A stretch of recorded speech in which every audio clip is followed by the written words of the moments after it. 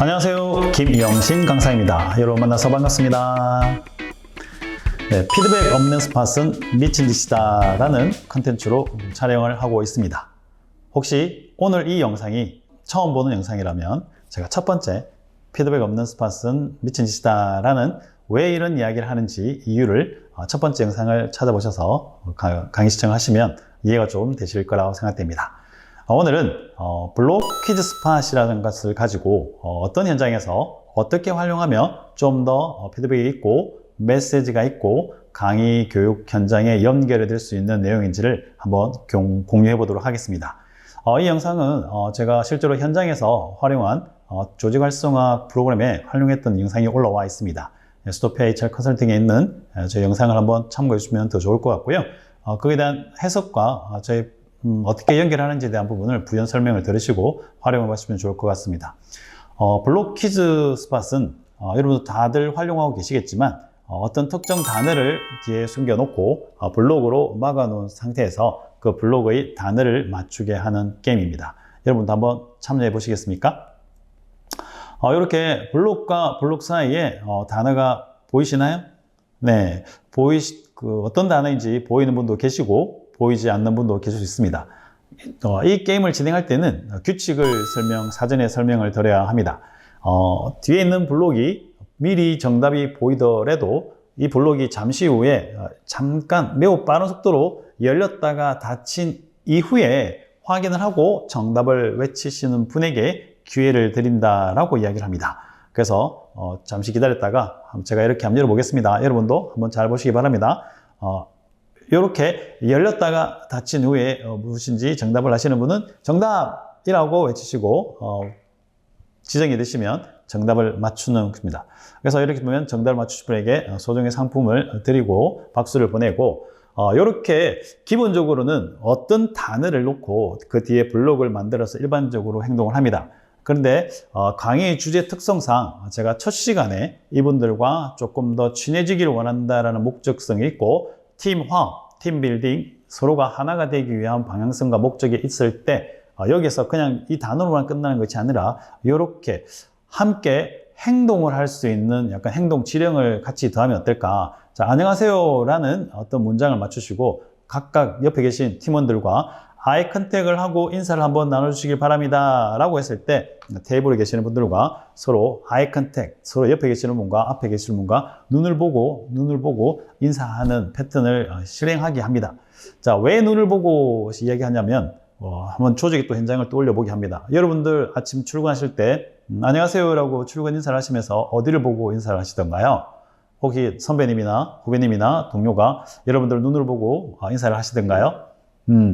우리가 누군가 소통을 할 때 사람의 눈을 보고 사람의 얼굴을 보고 소통을 했을 때와 그냥 허공에 내 옆모습에 내가 하던 뒤통수에다가 안녕하세요 했을 때와 조금 다르지 않을까요? 왜? 내 눈을 보면 그 사람의 상태, 좀 요즘에 힘듦이 있는지 즐거움이 있는지 얼굴 표정을 보고 서로 안부를 물을 수도 있고 뭔가 힘들어하고 지쳐있는 모습을 봤을 때 한마디를 더 할 수 있겠죠. 요즘 어떻게 좀 힘이 드는지 내가 뭘 좀 도와줘야 할 일이 있는지에 대한 스몰 토킹을 대화를 더 지속할 수 있는 것은 눈으로 상대를 확인할 수 있는 방법, 얼굴을 보는 그런 인사 패턴을 우리가 조직에서도 좀 생활에서도 가족들과 내 연인과 친한 사람들을 하더라도 만날 때 눈 보고 인사하는 활동을 하면 좋지 않을까라는 메시지를 부여하고 또 활동을 시키고 다음 문제로 진행이 됩니다.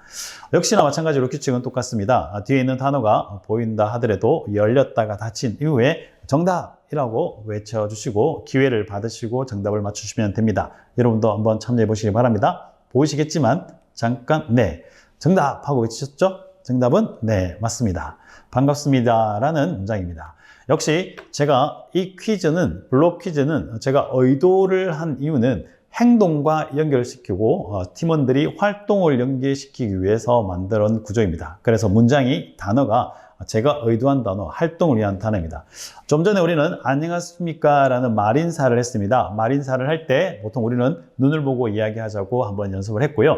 이거는 반갑다라는 표현을 할 때 거기에 그냥 단어로 끝나는 것이 아니라 행동을 넣는다면 팀원들과 옆에 계시는 분들과 서로 인사할 때 처음에 눈 보고 있으니까 눈 한번 보시고 인사하면서 반갑습니다 하면서 악수를 하면 어떨까? 혹은 요즘에 악수가 상황이 좀 그렇다면 주먹, 악수를 하셔도 괜찮지 않을까. 그래서 동그랗게 앉아 있거나 혹은 직선으로 앉아 있거나 건너편에 앉아 계시는 분과 처음에는 눈 보시고 그냥 간단하게 인사를 했지만 이번에는 악수를 하기 위해서 손이 부딪히기 위해서 우리는 어떤 활동을 하게 되냐면 몸이 움직이셔야 된다라는 거. 그래서 저 뒤에 계시는 분 가려면 내가 자리에서 일어나서 그분에게 가서 악수를 하거나 스킨십을 연결을 해야 되기 때문에 좀 더 큰 에너지를 요구합니다.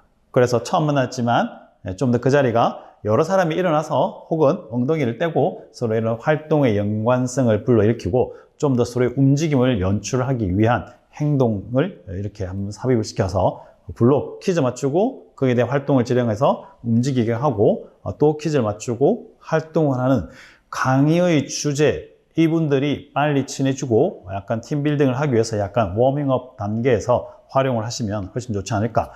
여기 뒤에 있는 단어들은 강사님이 어떤 주제로 어떤 내용을 하더라도 상관없이 그 주제와 그 단어를 조금 익숙하게 만들고 싶을 때 이런 블록의 단어를 쓰셔도 되고 단어만 맞춰도 되지만 이 단어가 주제와 연결되는 단어이면 좋겠다라는 메시지를 좀 드리고 싶습니다. 다음 문제도 있습니다. 잘 보시게 되면 첫 번째 문제와 두 번째 문제는 블록이 열리기 전에도 얼추 어떤 내용인지 보입니다. 안녕하십니까? 반갑습니다. 라는 말을 우리가 익숙하게 쓰고 좀 편안하게 쓰는 언어이다 보니까 열리기 전에 잘 보이는데 지금의 단어는 한 번 더 봐야 되는 느낌이 들지 않습니까? 예, 마찬가지로 이럴 때는 손을 든 횟수가 조금 줄어듭니다. 예, 잘 보이시는 분도 있고 잘 보이지 않는 분들이 조금 차이가 나기 시작하기 때문에 뒤에 있는 단어가 익숙하고 편안하고 잘 아는 단어일 경우에는 조금만 열려도 보입니다. 근데 뒤에 있는 단어가 익숙하지 않고 낯설고 잘 사용하지 않는 단어였더라면 이 블록이 똑같은 사이즈로 열려 있음에도 뭐지? 라고 할 확률이 높습니다. 여기서 우리는 메시지를 조금 더한다면, 피드백을 더한다면 어떤 내용을 더하면 될까요? 좋을까요? 한번 여러분 잠깐 생각해 보시겠습니까? 뒤에 있는 단어가 익숙하고 익숙하지 않을 때 우리는 어떤 피드백을 주면 좋을까요? 그렇죠. 네. 그만큼 그 사람과 내가 서로 잘 알고 있을 때는 조금만 이야기하고 조금만 내 생각과 내 표정을 연결해도 어떤 상태인지를 알아차릴 수 있습니다. 그러나 옆 사람과 옆에 있는 사람과 함께하는 사람이 어떤 사람인지 익숙하지 않고 아직 친하지 않은 상태에서는 그 사람이 조금 마음을 표현을 하고 모습을 열어도 알아챔이 넓습니다. 열렸다 하더라도 잘 안 보이는 거죠. 살짝 열렸다 닫히기 때문에 그래서 낯설고 익숙하지 않은 관계에서는 절대적인 시간이 관계의 지속성이 조금 필요합니다. 소통의 양도 마찬가지겠죠. 우리가 소통이 일시적으로 짧게 깊게 많이 밀도를 강하게 짧은 순간에 아주 밀도를 강하게 하는 것보다 여러 번 자주 빈도수를 늘려서 좀 더 여러 번 자주 만나는 것이 훨씬 더 소통의 관계가 더 좋아진다고 하지 않습니까? 여러분도 지금 정답이 보이는지 모르겠지만 1초 동안 한번 열어봤습니다. 보이시던가요? 안 보일 수도 있죠. 왜? 지금 순간에 집중 안 했을 수도 있으니까. 강의 현장에서도 마찬가지로 이렇게 열어둬 놓고 맞히시는 분이 있고 못 맞추시는 분이 있습니다. 저는 셀카 찍기라는 단어를 숨겨놨습니다. 왜 셀카 찍기를 숨겼냐면 셀카 찍기의 단어를 통해서 팀에 활동을 조금 부여하고 싶었습니다. 누군가가 카메라를 들고 한 사람이 그 팀원 6명, 8명, 4명 혹은 그 팀원 인원 본인 포함해서 전체가 한 앵글에 들어올 수 있도록 셀카를 찍게 유도를 합니다. 자, 이런 행동 지시를 내렸을 때 어떤 변화가 일어나겠습니까? 그렇죠. 셀카를 찍기 위해서 한 사람이 앵글을 들게 되면 나머지 팀원들은 그 앵글에 들어오기 위해서 자리에서 옮기거나 아니면 셀카를 찍는 사람이 방향을 틀거나 여러 가지 활동을 하게 되어 있습니다. 또한 셀카를 하나, 둘, 셋 할 때 참여자분들이 표정이 어떻게 바뀔까요? 네, 사진을 찍을 때 인상 쓰고 있는 분 안 계시겠죠? 네, 이쁘게 스마일 하면서 약간 그 모임, 그 활동 자체가 기분을 좋게 만드는 요소가 있을 확률이 높습니다. 대부분 진행을 해보면 정말 즐겁고 재밌게 참여를 합니다. 단, 활동이 되게 많아진다는 거예요. 자, 보세요. 눈인사, 앉아서 안녕하십니까? 라고 눈인사만 해도 가만히 앉아서 하는데, 악수를 했을 때는 조금 엉덩이를 떼기 시작하죠. 근데 셀카를 찍을 때는 엄청나게 크게 사람들이 모여되거나 아니면 다른 장소를 같이 옮길 수도 있다는 거죠. 아, 이거는 뭐냐? 사람들이 말을 하고 행동을 움직이고 뭔가 활동을 함께 시작하다 보니 조금 더 서로가 대화하고 서로 밝은 표정을 연출할 수 있게 만들어주는 장치가 제가 이런 방향을 의도하고 이런 퀴즈를 준비를 하는 것.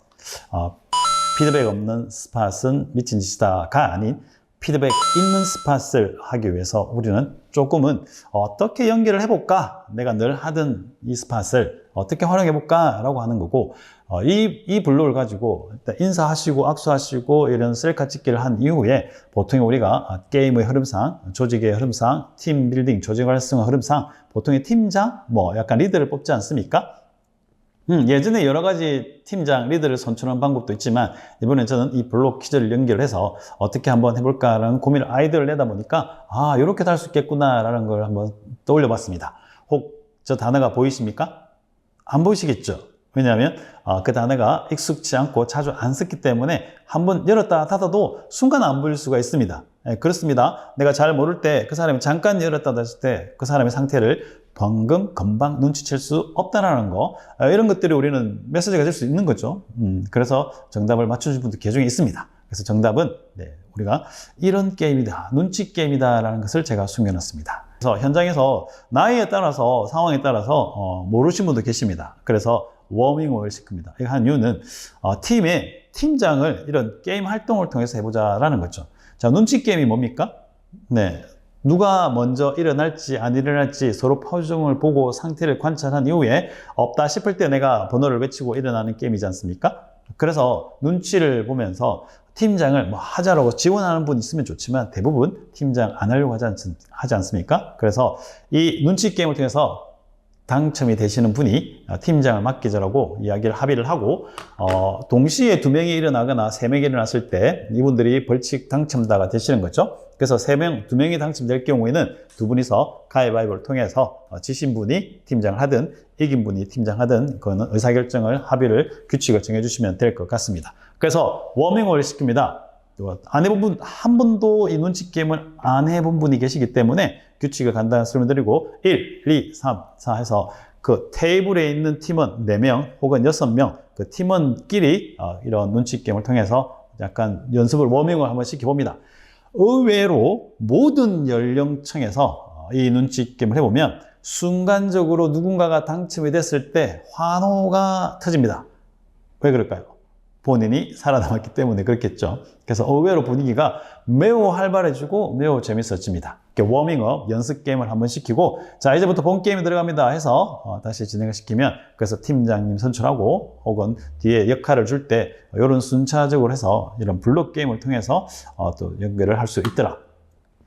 기존에 여러분들이 하고 계시는 이런 블록 게임, 뒤에 있는 단어만 단순히 맞추기 위해서 활용하셨다면 거기에 좀 더 한 번 더 생각해보고 한 번 더 활동을 연계할 수 있는 문장을 더해서 퀴즈 맞추시고 활동하시고 참여하시고 퀴즈 맞추시고 활동하시고 참여하시고 메시지 부여하시고 진행을 하다 보면 10분의 이런 아이스 브레이킹 혹은 스팟을 활용했는데 거기에 오늘 내가 전달하고자 하는 핵심 강의 주제가 연결되어 있거나 그 활동을 통해서 우리가 느낀 소감, 느낀 메시지를 자연적으로 연결할 수 있는 좀 경험이 많은 강사님, 뭔가 메시지 부여를 잘하는, 동기부여를 잘하는 강사님의 모습이 전달되지 않을까 싶습니다.